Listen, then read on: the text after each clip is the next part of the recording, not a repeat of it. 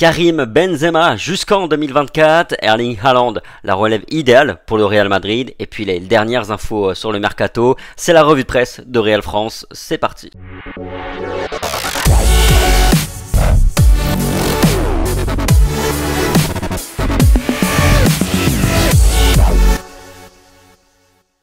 Allez, on attaque notre revue de presse par les unes des quotidiens madrilènes. Marca et AS comme chaque jour. On a du Rafael Nadal, d'abord du côté de Marca, parce que le dernier vainqueur de Roland Garros va tenter de jouer à Wimbledon cette saison. On a du basket. Le Real Madrid est à un pas du titre, parce que oui, après sa belle victoire hier face aux Catalans, les Madrilènes ne sont plus qu'à une victoire de remporter la Liga Endesa, qui est le championnat espagnol de basket. Ça pourrait être dès dimanche soir.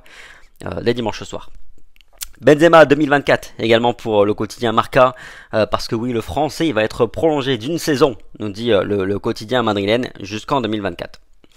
Haaland 2024 pour le quotidien AS. Le Real Madrid a sur sa feuille de route de recruter le Norvégien dans 2 ans. Il aura apparemment une clause de 150 millions d'euros qui va s'activer. Et puis le Real le voit évidemment comme la relève idéale à Karim Benzema. Et c'est la question que je vous pose aujourd'hui, c'est la petite nouveauté, une question, un débat par vidéo. Et puis on y reviendra demain tranquillement, j'afficherai 2-3 de vos petits messages.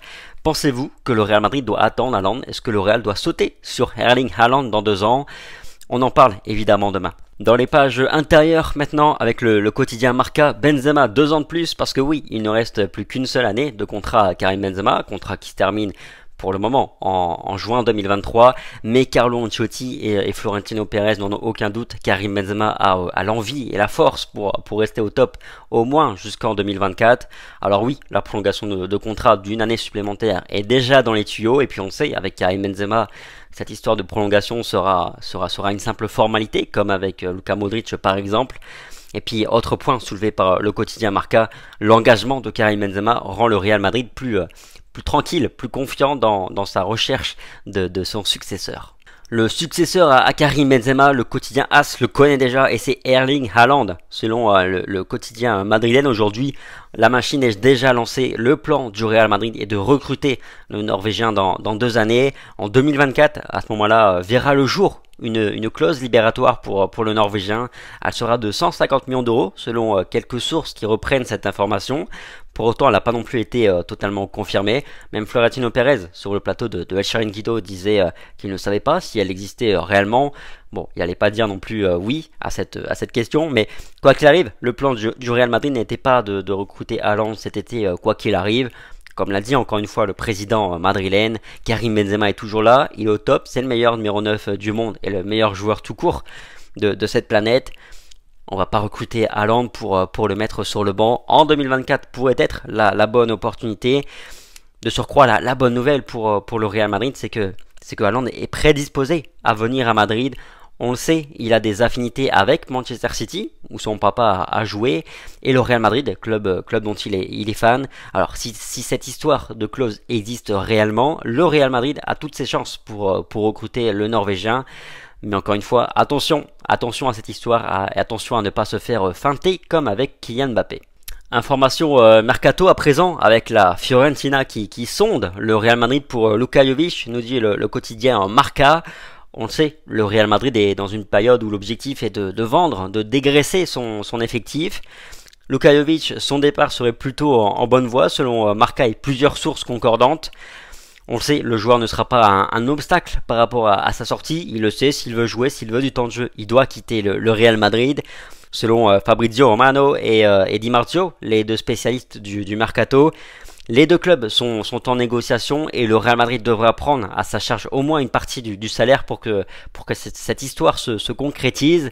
Son salaire est de 6 millions d'euros par saison. Autre joueur susceptible de quitter le Real Madrid cet été, Dani Ceballos. C'est plutôt la tendance, on est plutôt sur une tendance départ, surtout après l'arrivée d'Aurélien Tchouaméni, même si rien n'est figé pour le moment. Il lui reste qu'une seule année de contrat, donc aux yeux de Madrid, c'est tu prolonges ou tu pars. On est à 6 mois de la Coupe du Monde au Qatar et le joueur veut s'assurer du temps de jeu pour faire partie de au moins la liste de Luis Enrique. D'après AS et quelques autres sources qui se reprennent, le Real Betis est le club le plus susceptible d'accueillir le milieu de terrain du Real Madrid cet été. Mais pour le moment, le club andalou joue la montre, joue le chrono et attend attend littéralement un cadeau de la part du Real Madrid. Pour l'heure, il ne serait disposé à ne payer que 3 millions d'euros au Real Madrid pour Dani Ceballos. 3 millions d'euros, une offre évidemment ridicule que le Real Madrid n'acceptera pas. Le Real Madrid lui en attend plutôt 15-20 millions d'euros. Le verdict est tombé, ici à droite, un match de suspension pour Leonardo et rien du tout pour Nasser Al-Khelaifi pour les incidents qui s'étaient déroulés au Santiago Bernabéu en mars dernier suite à l'élimination du Paris Saint-Germain face au Real Madrid en Ligue des Champions. Les deux hommes avaient interpellé avec virulence l'arbitre du match après la rencontre. Ils avaient fait littéralement un scandale. Nasser Al-Khelaifi avait même menacé un employé du club, du Real Madrid, parce que celui-ci filmait la scène.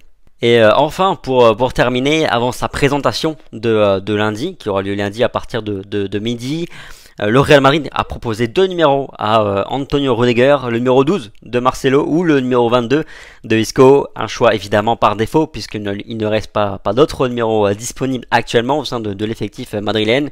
Et a priori, il n'est pas prévu qu'un joueur comme Jesus Valero ou un autre laisse son numéro à l'allemand. Voilà, c'est tout pour aujourd'hui. C'était la revue de presse de Real France. Passez un très bon week-end. Prenez soin de vous comme toujours. Et puis on se dit à demain. Allez, ciao.